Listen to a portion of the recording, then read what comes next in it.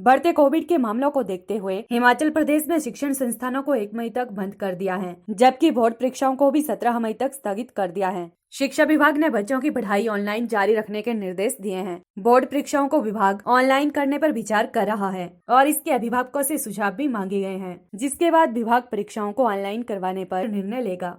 शिमला सचिवालय में शिक्षा मंत्री गोविंद सिंह ठाकुर ने कहा कि कोरोना के बढ़ते मामलों को देखते हुए फिलहाल स्कूलों को खोलना संभव नहीं है, इसलिए स्कूलों को 1 मई तक बंद किया गया है, जबकि बच्चों की ऑनलाइन पढ़ाई चलती रहेगी। बोर्ड परीक्षाओं को ऑनलाइन करवाने पर सुझाव मांगे गए हैं, जिसके बाद निर्णय लिया जाएगा कि किस तरह से परीक्षाएं ली जानी है। निजी स्कूलों की मनमानी फीस वसूली को लेकर भी सरकार कानून लाने वाली है, जिसका खाका तैयार किया जा रहा है। अगर कोई स्कूल ज्यादा फीस वसूलता है तो उसके खिलाफ डीसी और उपनिदेशक शिक्षा विभाग को कार्रवाई के निर्देश दिए गए हैं। अभी पिछले कल ही माननीय मुख्यमंत्री जी की अध्यक्षता में हाई पावर्ड कमेटी की मीटिंग हुई है और जिसमें निश्चित किया गया है कि हमारे स्कूल, कॉलेज, विश्वविद्यालय 1 मई तक बंद रहने वाले हैं। और अभी कोरोना की स्थिति दिन प्रतिदिन बहुत तेज गति से बढ़ रही है और अभी ये लगता है कि ये जो लहर चल रही है, इस लहर में 15, 20, 25, 30 साल इस एज ग्रुप के भी काफ़ी लोग संक्रमित पाए जा रहे हैं और इसलिए अभी 1 मई तक का विचार किया है।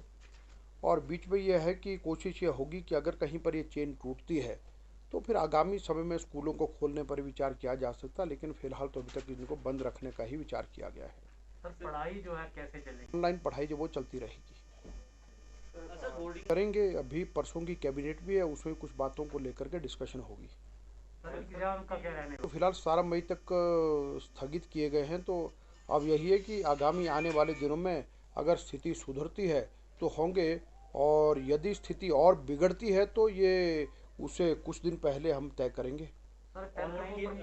कोई सुझाव भी आएंगे, बाकी कैबिनेट में भी हम चर्चा करेंगे इस विषय पर। ऑनलाइन भी कि अभी देखेंगे कितने प्रकार के सुझाव आते हैं और उन सुझावों पर हम ठीक प्रकार से मंत्रणा करेंगे और जिसमें लगेगा कि ज़्यादा बेहतरी किस में हो सकती है, क्योंकि ये कहा है कि बच्चों का जीवन वो हम सब के लिए ज़्यादा महत्वपूर्ण है। तो इसलिए यह है कि जिसमें उनकी सेहत भी ठीक रहे, पढ़ाई भी चलती रहे, क्या तरीका ऐसा हो सकता है जो भी उनको लगेगा वो करेंगे। देखिए, हमने कहा कि जहाँ जहाँ पर फीस वसूली अगर कोई ज़्यादा कर रहा है तो उसकी शिकायत करें। डिप्टी डायरेक्टर हायर एजुकेशन के को सेक्रेटरी बनाया और डिप्टी कमिश्नर को भी हमने उसमें अध्यक्ष बनाया है।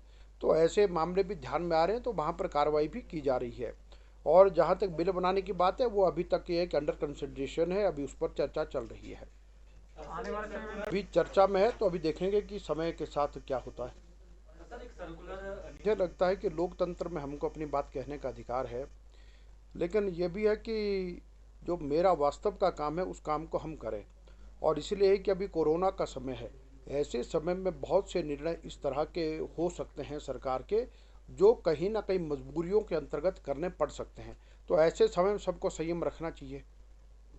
सरकार ने तो आर्कोलॉजिकल सर्वे ऑफ इंडिया के माध्यम से अपने मंदिरों को बंद करने का फैसला किया है, लेकिन फिलहाल अभी प्रदेश सरकार ने ऐसा कुछ नहीं किया। अभी देखेंगे, आगामी उसमें चर्चा करेंगे।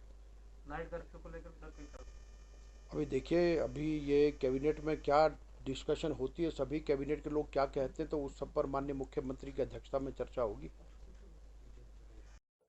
PLTV के लिए शिमला से पुष्पेंद्र की रिपोर्ट।